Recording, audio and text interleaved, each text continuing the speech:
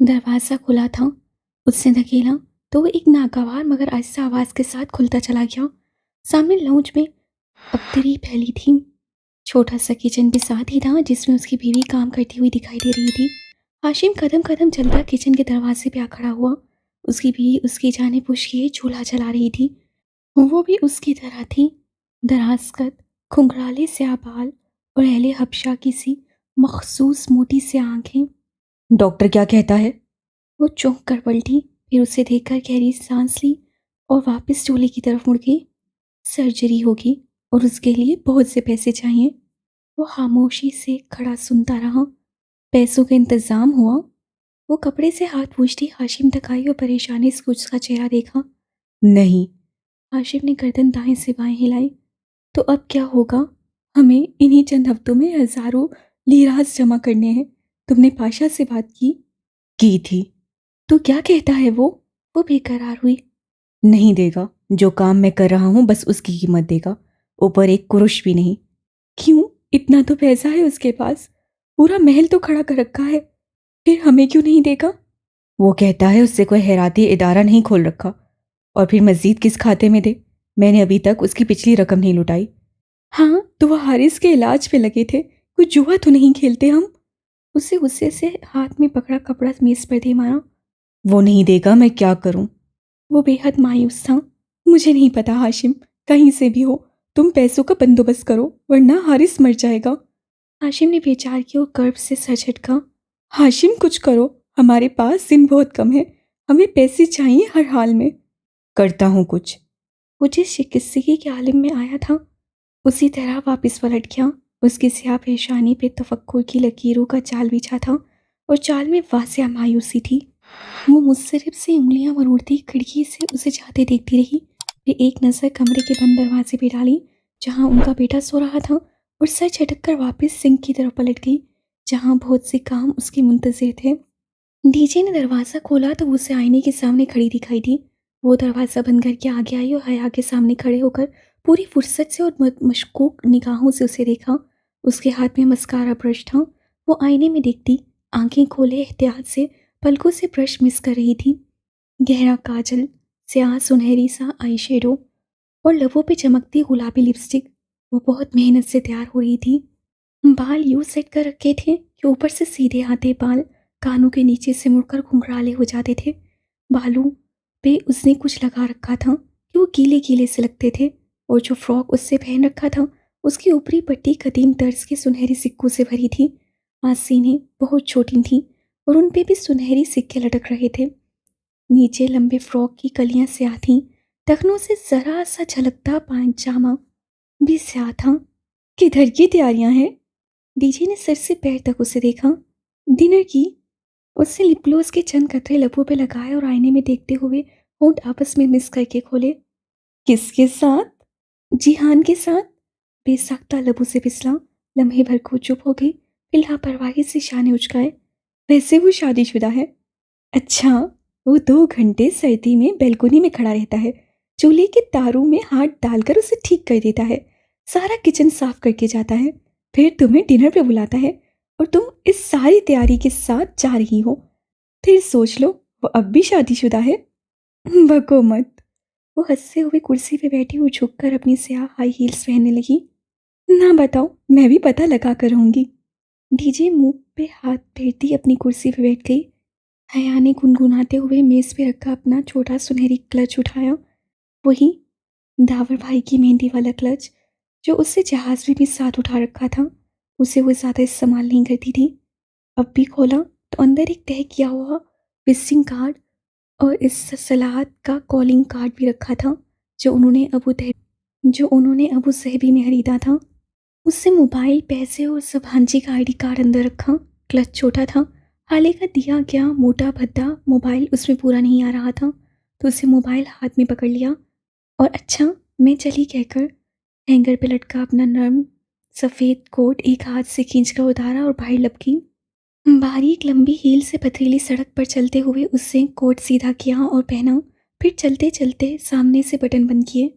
Court cell का stop ज़रा दूर था, उसे वहां तक पैदल जाना था। वो कोट की जेबों में हाथ डाले सर झुकाए तेज से सड़क पे चलती जा रही थी। शाम की ठंडी हवा से उसके गीले घुंघराले बाल कमर पे उड़ रहे थे।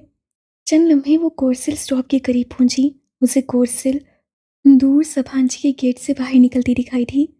हाली ने कहा था, जिस दिन तुम्हारी कोरसिल छूटेगी उस दिन तुम्हें हाले नूर बहुत याद आएगी। और इस पल बेबसी और दुख से उसे दूर जाती कोरसिल देखकर वाकई हाले नूर बहुत याद आई थी। उसने जेब से मोबाइल निकाला और जिहान को पैगाम लिखा, मेरी कोरसिल छूट गई है, मुझे पिक कर लो, मैं स्टॉप पे खड़ी हूँ। वो कितनी ही देर वहाँ सड़क पे टहलती रही मगर उसका जवाब नहीं आया। शायद उस गरीब के पास जवाब देने का भी क्रेडिट नहीं था। हॉर्न की आवाज़ पर वो हाल में लौट आई जहाँ एक स्याह चमकती हुई कार उसके ऐन सामने खड़ी थी। ड्राइवर ने बटन दबाकर अपनी तरफ का शीशा नीचे किया और चेहरा जरा सा मोड़कर उसे मुखातिब किया। Madame Suleman, Taksim square, Jihan Sikandar. तुर्क लबो लहजे में ड्राइवर ने चंद अल्फाज अदा किए तो उसे सर हिला दिया और दरवाज़ा खोलकर पिछली निश्चित पे बैठ गई। वो यकीनन जिहान का ड्राइवर था। गो कि उसने मफलर चेहरे के गिर लपेट रखा था और सर पे टोपी भी ले रखी थी। हया बस उसकी एक झलक ही देख पाई थी, फिर भी उसे गुमान गुजरा उसने उस स्याह फाम हबशी को कहीं देख रखा है। कहाँ, ये सोचने का वक्त नहीं था। वो मुस्कुराते हुए जिहान को बहुत शुक्रिया, मैं पहुंच रही हूँ लिखने लगी। ज़रा की ज़रा उसे निगाह उठाकर बैक व्यू मिरर में एक दो बार देखा भी, मगर ड्राइवर ने उसे कुछ यूँ सेट कर रखा था कि वो सिर्फ अपना चेहरा ही देख सकती थी। टॉक्सम स्क्वायर पे तारीकी के पंछी ने अपने पर फैला रखे थे और उसी मुनासबत से हर सू बत्तियाँ जगमगा रही थीं। पूरा स्क्वायर इन मसनूई रोशनियों से चमक रहा था। मुजस्मा आज़ादी के अतराफ से मुखालिफ समितों में सड़कें निकल रही थीं। वहाँ हर सू ट्रैफिक का रश था। मुजस्मा आज़ादी को चारों अतराफ से घास के एक गोल कतई अर्जी ने घेर रखा था, जैसे किसी फूल की चार पत्तियाँ हों और हर पत्ती के किनारों की लकीर पे पथरीली रोश बनी थी। वहाँ लोगों की खूब चहल पहल थी। ड्राइवर ने स्क्वायर के मुकाबिल एक इमारत की बैरूनी दीवार के साथ गाड़ी खड़ी कर दी। जिहान सिकंदर। उसे उंगली से उसी दीवार के साथ दूर इशारा किया जहाँ जिहान की सफ़ेद कार खड़ी थी। यूं कि वो दीवार के उस किनारे पे थी तो ये स्याह कार उस किनारे। उसने दरवाज़ा खोला और बारीक हील एहतियात से बाहर सड़क पे रखी। टॉक्सिम स्क्वायर को उसकी हील्स पसंद नहीं थी, उसे अंदाज़ा था। वो अपनी गाड़ी के साथ ही खड़ा था। बोनट खोलकर वो झुके हुए कुछ तारें जोड़ रहा था। स्याह जैकेट और जीन से मलबूस, हमेशा की तरह से आम से हुलिये में। वो कोट की जेबों में हाथ डाले सेज सेज चलती उस सकाई। वो कुछ गुनगुनाते हुए एक तार को दूसरी तार के साथ जोड़ रहा था। हील की टक टक पे रुका और गर्दन घुमाकर देखा। सलाम अलैकुम। उसे देखकर वो मुस्कुराते हुए सीधा हुआ। वालेकुम सलाम। इस तारीख कोने में क्या कर रहे हो? मेरी कार हर खास मौके पर दगा दी जाती है, अब भी मसला कर रही है। खैर, मैं फिक्स कर लूँगा। वो हाथ झाड़ते हुए लापरवाही से बोला, वो तो तुम कर लोगे, मुझे पता है। जिहान सिकंदर के पास हर मसले का हल होता है। वो धीरे से हंसी। तुम बताओ, पूरे स्क्वायर पे मुझे तलाशते तुम्हें कितनी देर लगी और बस पे आई हो? नहीं, तुम्हारी भेजी गई शोफर कार में आई हूँ। वो धीरे से हंसियाँ। ये तंज करना कहाँ से सीख लिए हैं तुमने? मैं इतना गरीब भी नहीं हूँ कि तुम यूँ मजाक उड़ाओ। वो हंसकर सर झटकता बोनट बंद कर रहा था। हया ने गर्दन फेर कर पीछे देखा। तवील दीवार के उस सिरे पे वो स्याह कार उसी तरह खड़ी थी। तुम्हें मेरा मैसेज नहीं मिला था? वो कतरे बेचैनी से बोली। मैसेज? जिहान ने जेब थपथपाई। मेरा मोबाइल कहाँ गया? उसे दूसरी जेब में हाथ डाला और अपना स्मार्टफोन निकाला, फिर उसकी सिगरेट को उंगली से छुआ। नहीं। उसे स्क्रीन हया के चेहरे के सामने की। वहाँ इनबॉक्स खुला था और हया का कोई पैगाम ना था। हया ने बेख्तियार अपने हाथ में पकड़े फ़ोन को देखा। उस पे पैगाम रुकने का निशान आ रहा था। उसने जल्दी से बटन दबाते हुए आउटबॉक्स खोला। उसके दोनों पैगाम वहीं फंसे हुए थे। ओह, बैलेंस बिल्कुल ख़त्म था। जाहिर है, फिर मैसेज कैसे जाता? कोई खास बात थी क्या? वो कार को लॉक कर रहा था। तुमने मुझे इस पार्किंग एरिया में डिनर करवाना है या किसी मुनासिब जगह पे? वो बात बदल गई। कनखियों से उसने उस लशपश चमकती स्याह कार को देखा जो दूर खड़ी थी। उसे किसने भेजा? वो कुछ भी समझने से कासिर थी। अगर ये कार मेरा इतना वक्त ज़ाया ना करवाती तो मैं अब तक किसी रेस्टोरेंट में जगह भी ढूंढ चुका होता, लेकिन अब भी देर नहीं हुई। दोनों साथ साथ सड़क के किनारे चलने लगे। इस्तक्लाल स्ट्रीट नामी वो तवील गली टॉक्सिम स्क्वायर के साथ से निकलती थी। वो हफ्ते की रात थी, सो इस्तक्लाल स्ट्रीट रोशनियों में नहाई रंगों और कुमकुमों से सजी रौनक के उरूज पे थी। वहाँ लोग हमेशा की तरह दोनों अतराफ में तेज तेज चलते जा रहे थे। गली की दोनों जानिब चमकते शीशों वाली शॉप्स और रेस्टोरेंट्स में हासा रश था। वो आगाज में ही दाएं हाथ की कितार में बने एक रेस्टोरेंट में चले आए। सर्द रोशनियों से मेजिन छत और जगमगाते फानूस ने रेस्टोरेंट के माहौल को एक ख्वाबनाक सा तासुर दे रखा था। उस कोने वाली खाली मेज के साथ रखे स्टैंड पे हया ने कोट उतार कर लटकाया और जिहान के मुकाबिल कुर्सी खींच कर बैठी। सर्द रोशनियों में उसके फ्रॉक के सुनहरी सिक्के चमकने लगे थे। उसने दाएं बाजू में एक सुनहरी कड़ा पहन रखा था और अब वो कोनी मेज पे रखकर बाएं हाथ की उंगलियों से कड़े को घुमा रही थी। सुनहरी क्लच और मोबाइल उसने मेज पे ही रख दिया था। ऑर्डर मैं करूं या तुम? दावत तुम्हारी तरफ से है, सो तुम करो। उससे जरा से शाने उचकाए। जिहान ने मुस्कुराकर सर को हम दिया और मेन्यू कार्ड खोलकर नाम आग से भरने लगा। अपनी आदत के मुताबिक वो पढ़ते हुए निश्चल लब को दांतों से दबाए हुए था। हया ने कदरे बेचैनी से पहलू बदला। इस सकलाल चटेसे में कितने ही लोगों ने मुड़ मुड़ कर उस कदीमी यूनानी देवियों के ऐसे सिंगार वाली लड़की को सताइश से देखा था, मगर ये अजीब शख्स था। कोई तारीफ नहीं, कोई इजहार नहीं, इतनी लातौलकी और बेखबरी, वो भी उस शख्स की जो एक नज़र में सारे मंजर का बारीक बीनी से जायजा ले लिया करता था। उसे अपनी सारी तैयारी राय कहाँ जाती हुई महसूस हुई थी। ऑर्डर कर चुकने के बाद वो मेज़ पे कोनियाँ रखे, दोनों हाथ आपस में फैसाए, हया की तरफ मुतवज्जा हुआ और ज़रा सा मुस्कुराया। तुमने मुझसे उस रोज पूछा ही नहीं कि मैं तुम्हारे डॉम ब्लॉक क्यों आया था? वो मुस्कुराते हुए कितना अच्छा लगता था। उसके हल्के से भूरे शेड लिए स्याह बाल नौउम्र लड़कों की तरह माथे पे सीधे कटे हुए थे और अमूमन वो हल्के हल्के गीले होते थे। पुरकशिश आंखों में एक नरम धीमा सा तासुर लिए वो अब इतना कमगो और मुख्तात नहीं लगता था जितना पहले दिन लगा था। जाहिर है किसी काम से ही आए होगे, मुझसे मिलने बिलखसूस आओ, ये तो ज़रा मुश्किल है।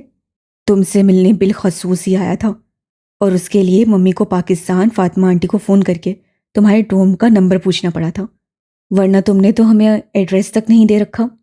और ये बात तो अम्मा ने उसे कल ही फ़ोन पे बता दी थी, मगर लम्हे भर को उससे सोचा था कि ढूंढने वाले तो बिना पते के भी ढूंढ लेते हैं, जैसे वो सफ़ेद गुलाब उसे हर जगह तलाश कर लेते थे।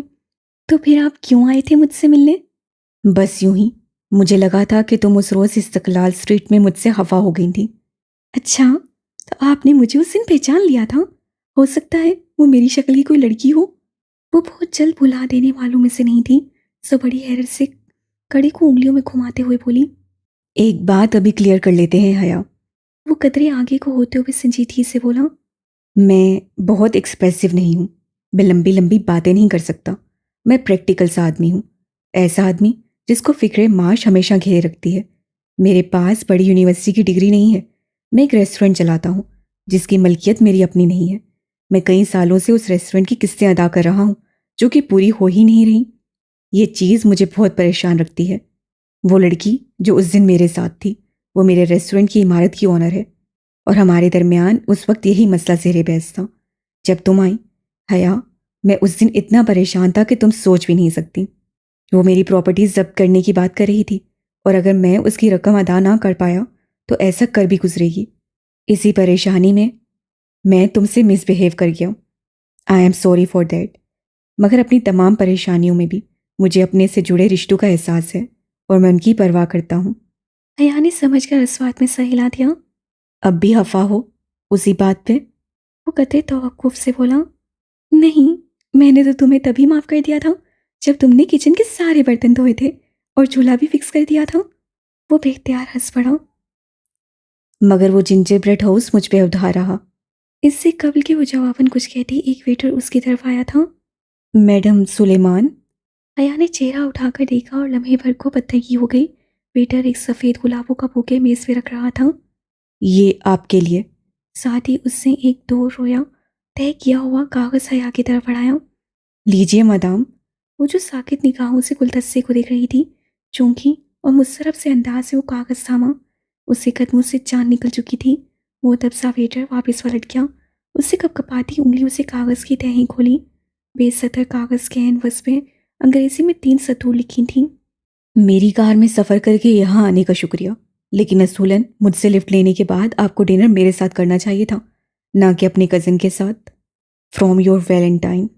जिहान ग्लास लबों से लगाए खूंट खूंट पानी पीता बल्कि सुकेड़े उसके चेहरे के बदलते रंगों को दिख रहा था।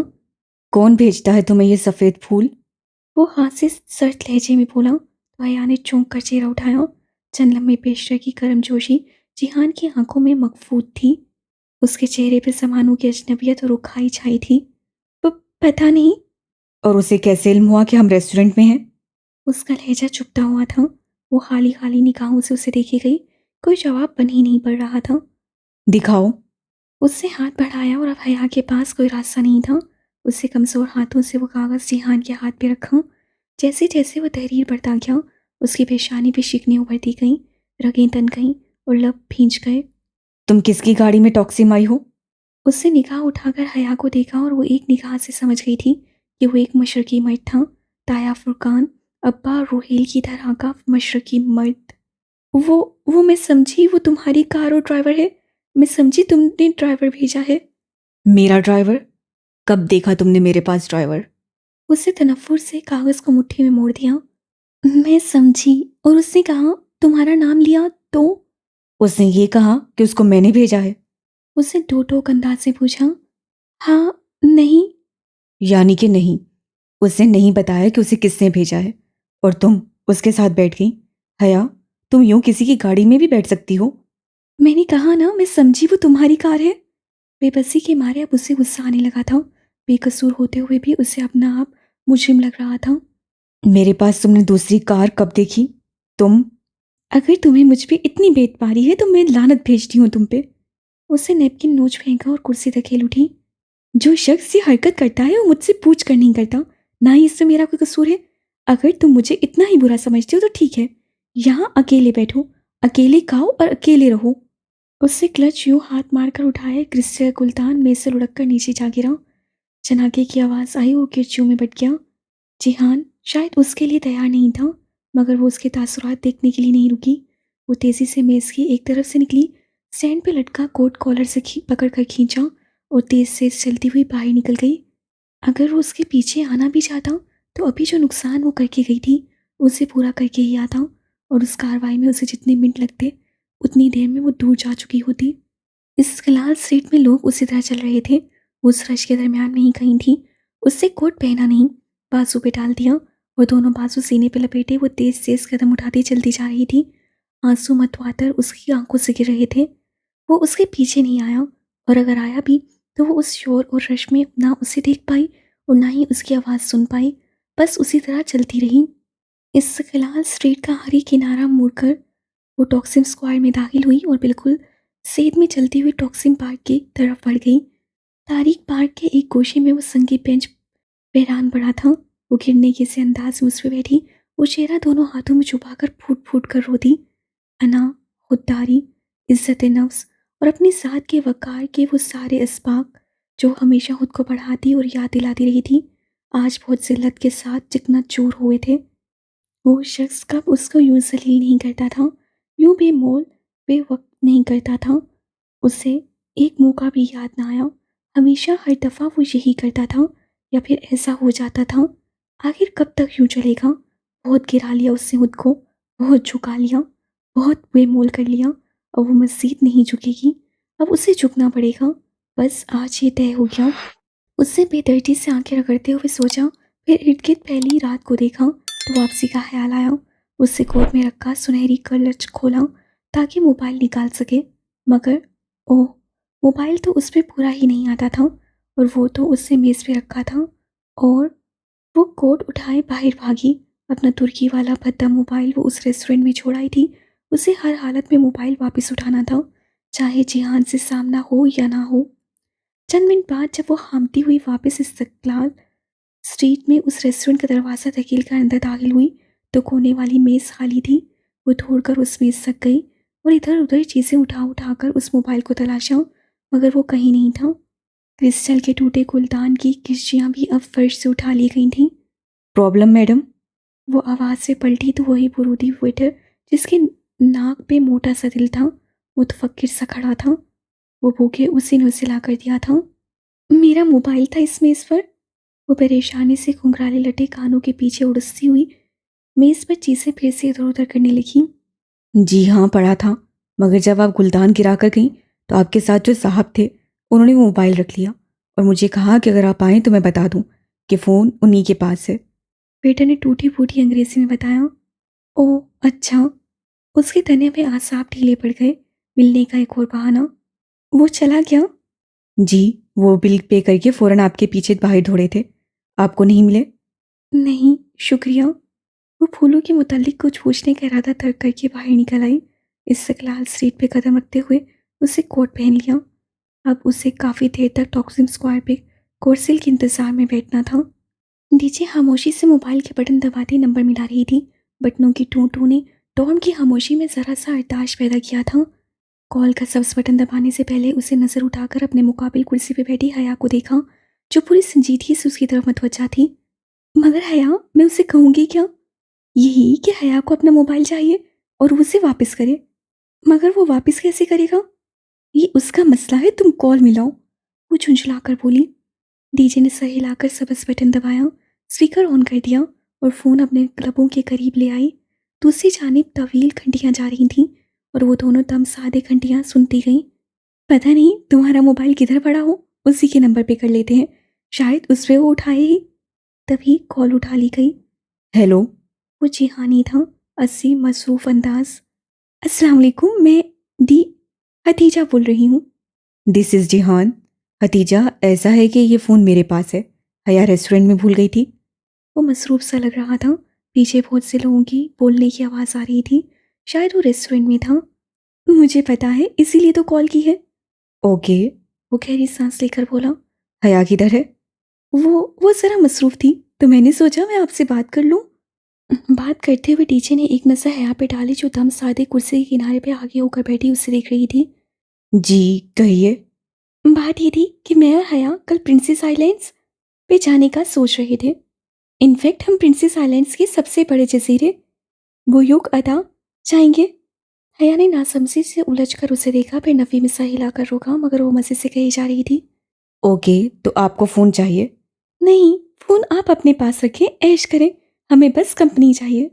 डीजे सलीम। वो बिना आवाज़ से लब हिलाकर चिल्लाई और डीजे की कोनी मरोड़ी, मगर डीजे हाथ छुड़ाकर उठी और दरवाजे की जानिब जा खड़ी हुई। कल?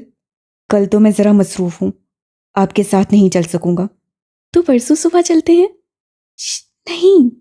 वो हाथ से इशारे करती उसे पास रखने की कोशिश कर रही थी। परसों तो मुझे शहर से बाहर जाना है। वो कह रहा था। फिर जुम्मे को? जुम्मे को मेरी एक अहम मीटिंग है। अब बुयूक अदा में पूरा दिन लग जाता है। फिर तो आप हफ्ते को भी मसरूफ़ होंगे। डीजे ने मायूसी से कहा तो दूसरी जानिब लम्हे भर की खामोशी छा गई। इनफैक्ट हफ्ते को मैं वाकई फारिग हूँ। ठीक है, हफ्ते को मैं आपके साथ चल सकता हूँ। वो जैसे बहुत बादल नवाज सा तैयार हुआ था। बस भी ठीक है, हम सुबह वाली कोर्सिल से कदी कोई की बंदरगाह पे पहुंच जाएंगे। आप भी 7 बजे से पहले पहले उधर हमारा इंतजार कीजिएगा। वहां से हम फिर इकट्ठे फेरी में सवार होंगे। ठीक? ठीक मैडम। और हाँ, तब तक आप हमारा फ़ोन इस्तेमाल कर सकते हैं। मैं आपका ये एहसान ताउम्र याद रखूँगा। वो ज़रा सा हंसकर बोला। वो फ़ोन बंद करके वापस आई तो हया खामोशी से उसे घूर रही थी। टीजे वापस कुर्सी पे बैठी और बड़े लापरवाह अंदाज से मेज़ से मैगज़ीन उठाकर सफ़े पलटने लगी। क्या ज़रूरत थी उसे साथ चलने का कहने की? हम अकेले भी तो जा सकते थे। क्योंकि मुझे उसके शादीशुदा होने में अभी भी शक है। वो अब एक सफ़े पे बागौर कोई तस्वीर देख रही थी। वैसे उसकी बीवी कहाँ होती है? यहीं, इस्तांबुल में। वो बददिली से पीछे होकर बैठ गई। उसकी क्या अपनी बीवी से कोई लड़ाई है? कभी जिक्र नहीं करता उसका? शायद। मैंने इस मौजू पे कभी बात नहीं की। वैसे भी जिहां का निकाह बचपन में ही हो गया था। अब पता नहीं उसको खुद अपने निकाह का इल्म है भी या नहीं, क्योंकि वो कभी जिक्र नहीं करता। शायद फुप्पो ने उससे छुपा रखा हो। बच्चों वाली बातें करती हो तुम भी। डीजे चेहरा उठाकर हल्की से उसे देखा। आज के दौर में ऐसा कहाँ मुमकिन है कि किसी का निकाह हुआ हो और उसे इल्म भी ना हो? यकीनन उसे पता होगा, मगर यहाँ सवाल ये है कि निकाह उसका जिससे भी हो, तुम उसकी इतनी केयर क्यों करती हो? डीजे फिर मुस्कुराहट दबाए रसाले की तरफ मुतवज्जो हो गई थी। क्योंकि उसका निकाह मुझसे हुआ था। वो आहिस्ता से बोली तो डीजे ने एक झटके से सर उठाया। यानी यानी ओ गॉड, तुम्हारा उससे निकाह हुआ था तो वो तुम्हारा क्या लगा? सोतेला मामू लगा। वो बिगड़ कर बोली और अपने पंख की तरफ बढ़ गई। ओह माय गॉड, तुमने मुझे इतनी बड़ी बात नहीं बताई। टीचर अभी तक बेयकीन थी। अब बता तो दी है ना, अब जाओ, क्लास का टाइम होने वाला है और मैं आज कैंपस से ही जाऊंगी। वो ऊपर अपने बिस्तर में फिर से लेट गई और कंबल मुंह पे डाल लिया। बहुत जलील हो तुम हया। ओह गॉड, वो तुम्हारा हस्बैंड है। डीजे अभी ठीक से हैरान भी नहीं हो पाई थी कि घड़ी पे निगाह पड़ी। अरे 8 बज गए। वो मैगजीन फेंक कर उठी और खिड़की के सामने जाकर खड़ी हुई। फिर स्लाइडर खोलकर चेहरा बाहर निकाल कर लबों के गिर्द दोनों हाथों का प्याला बनाए आवाज से बुलंद बोली, गुड मॉर्निंग डीजे। नीने। दूर नीचे से किसी लड़की ने जवाबी हाँक लगाई थी। जालील। वो चलकर और जोर से चिल्लाई, चुप करो, मुझे सोने दो। अया ने तकिया खींचकर उससे दे मारा, मगर वो उसी तरह खिड़की के पास खड़ी सदाएं लगाती रही।